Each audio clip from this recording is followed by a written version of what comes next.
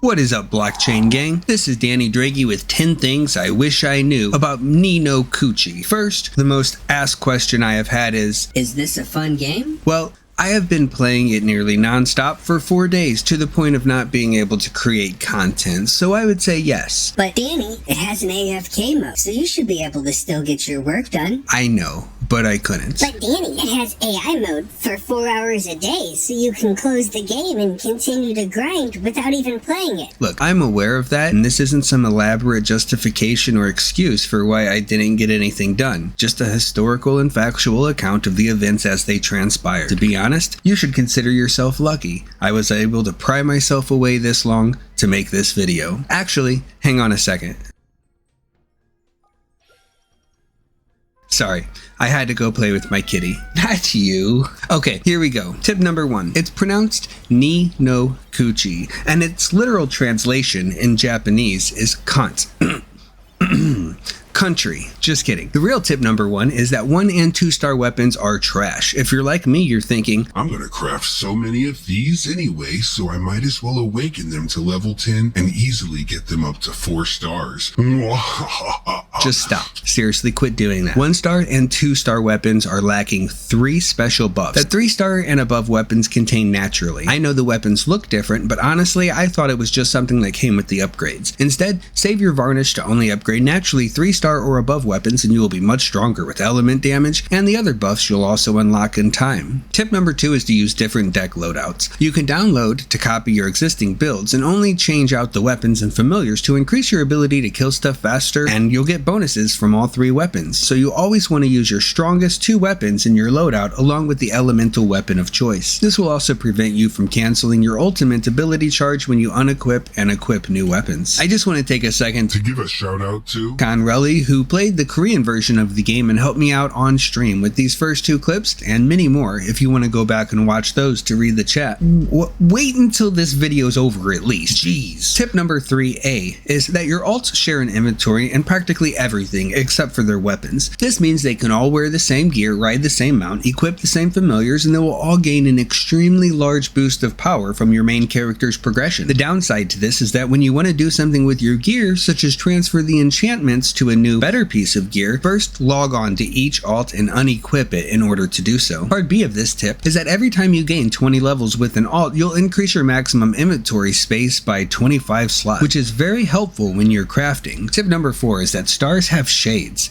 I don't know why I never noticed this before, but the goldest stars are the natural stars, and the stars that have been added to an item or familiar through upgrades have more of an orange tint to them. This will help you determine the innate power of the item or familiar. The general rule of thumb is that lower star items and familiars are much easier to level up and awaken, which will make them stronger very quickly, but they will never match the strength of a higher star variant. It will take much more to power up though, so it is like choosing early game strength with low stars versus late game scaling with high stars. I'm doing both because I gotta catch 'em all. Ni No Kuni. Tip number 5 is that if you want something in this world, you'll probably have to kill monsters in order to get it. So don't go blindly grinding for experience, as the power that you gain from the correct drops will be vastly superior to the power you gain from experience. If you go into the map, check show drops, you can see exactly what you have the chances to gain, so try to look at what you need first and position yourself to get the most gains for your grind. Tip number 6 is about Territe energy, which is essential to one of the token's play to earn mechanics. Yes, if you didn't know, this game is free to play and play to earn and has a unique 2 token structure. I'll be making a video about this soon, but I'll just say for now, 1 token is for casual players gained through PvE and used for upgrades to gear and familiars. The other is more of a hardcore token gained by being in the top 10% of PvP rankings and used in shop for various items. How this energy works is that you are granted an amount each day. This can be stored for up to 7 days until you reach a maximum amount, and you will not gain any more at that point. If you are farming monsters in the chaos field or anywhere Territe drops,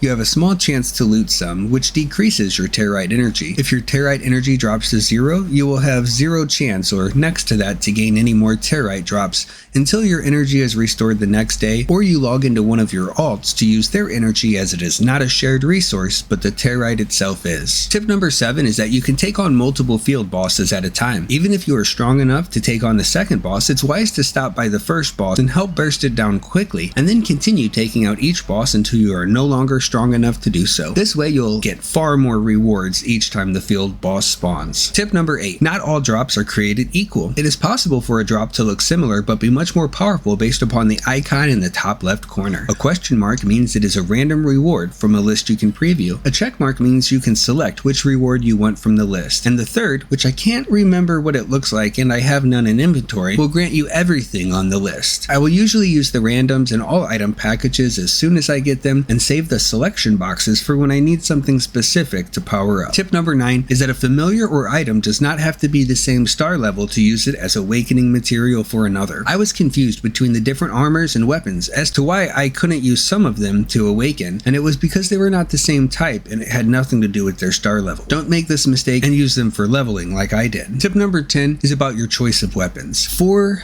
primary schools of thought here that I could come up with. One is to focus all of your efforts on one type of weapon and everything else into a backup weapon when you're going against the element you are weak against. For example, if you have a really strong earth weapon, you can power that up, then your backup should be a water weapon for when you run into fire monsters. This is probably the best option for a free-to-play player who gets lucky with the 4-star draw. The second option is to level up all of your items equally and try to keep them in separate loadouts. This may be the best option for AI players, but I have not tested if AI will switch your weapons to get bonus damage if needed. The third option is to only focus on a light or dark weapon. The best part about these weapons is that they will always do 100% damage, unless they are up against the opposite when they will do 150% damage, but they will also be taking 150% damage. Where the earth, fire, and water elements all have a defensive buff against the options they are strong against, amplifying their advantage, the dark and light dichotomy works differently by design. Keep in mind, your power will be determined from whichever 3 weapons you have equipped, so perhaps the best solution are 2 elements from the trio of earth, fire, and water, with your third weapon being of the light or dark variety,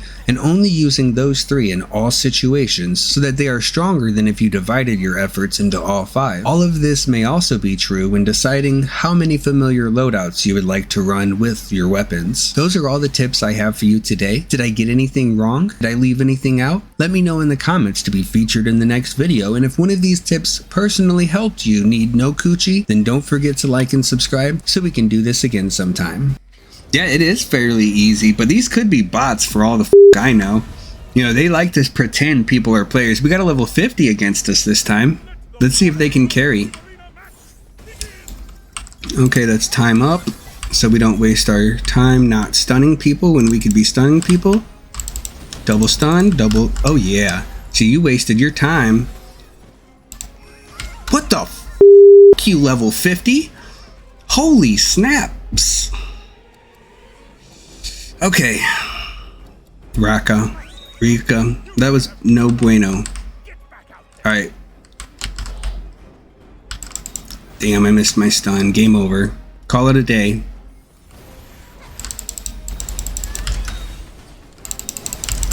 Goodbye. Oh gosh, we have just been outclassed.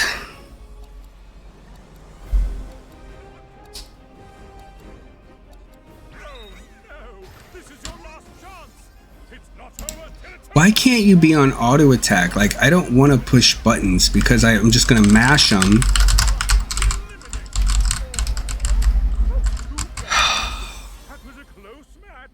I was talking shit. That's probably why. God, what the f are you doing in this arena, dude?